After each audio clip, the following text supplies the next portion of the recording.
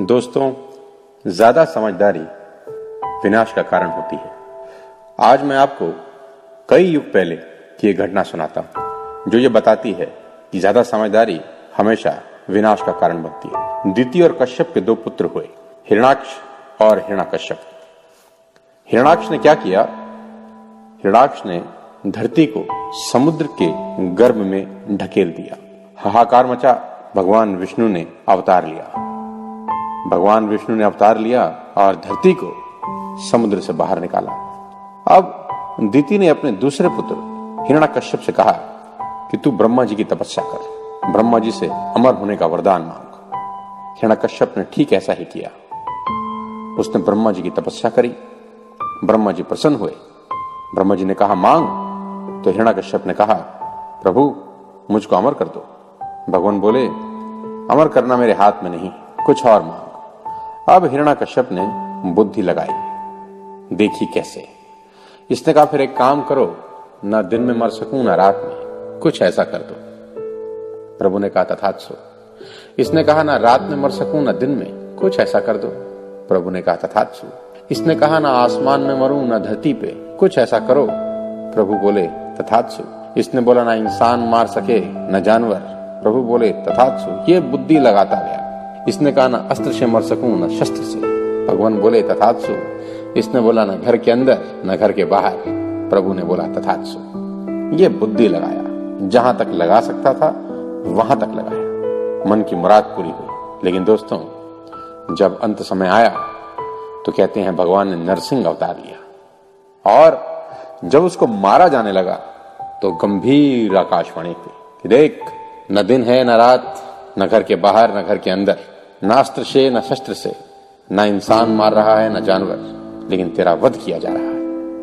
और हिरण्यकश्यप मारा गया। दोस्तों, मैं आपको एक और उदाहरण देता हूं जहां अधिक बुद्धि फिर विनाश का कारण बनी। महाभारत का युद्ध होने को ही है। भगवान कृष्ण आराम कर रहे हैं, अर्जुन बैठे हैं, दुर्योधन आ गया। भगवान जागे। भगवान ने अर्जुन की तरफ देखा जो कि भगवान के चरणों की तरफ बैठा था। तो भगवान ने अर्जुन से पूछा अर्जुन किस लिए आए हो? इतने में ही दुर्योधन जो सर के पास बैठा था बोल पड़ा पहले मैं आया। तो भगवान ने बोला मांग, तू क्या चाहता है? दुर्योधन ने कहा भगवान युद्ध सर पे है, मुझे सहायता की जरूरत है। भगवान बोले दो ऑप्शन है तेरे पास। पहला ये कि मेरी बहुत बड़ी भारी भयंकर होनहार सेना है जिसमें एक से बढ़कर एक महारथी है जो किसी भी सेना के साथ युद्ध करने में सक्षम है। एक तो मेरी वो चतुरांगिनी सेना है और दूसरी तरफ मैं हूं, लेकिन मैं लड़ूंगा नहीं, अस्त्र नहीं उठाऊंगा, शस्त्र नहीं उठाऊंगा, फैसला तेरे हाथ में है। दोस्तों, दुर्योधन भी खोपड़ी लगा गया। दुर्योधन ने भी दिमाग लगाया, बुद्धि लगाई, मन में सोचा एक तरफ सेना और एक तरफ ये अकेला, और ये लड़ेगा भी नहीं, मुझे इसका करना ही क्या है। दुर्योधन बोला भगवान सेना दे दो। भगवान ने कहा तथास्तु। दोस्तों, 100 के 100 भाइयों के समात कुल नाश हो गया। दोस्तों, मैं आपको तीसरा उदाहरण देता हूं जहां बुद्धि नहीं लगाई गई।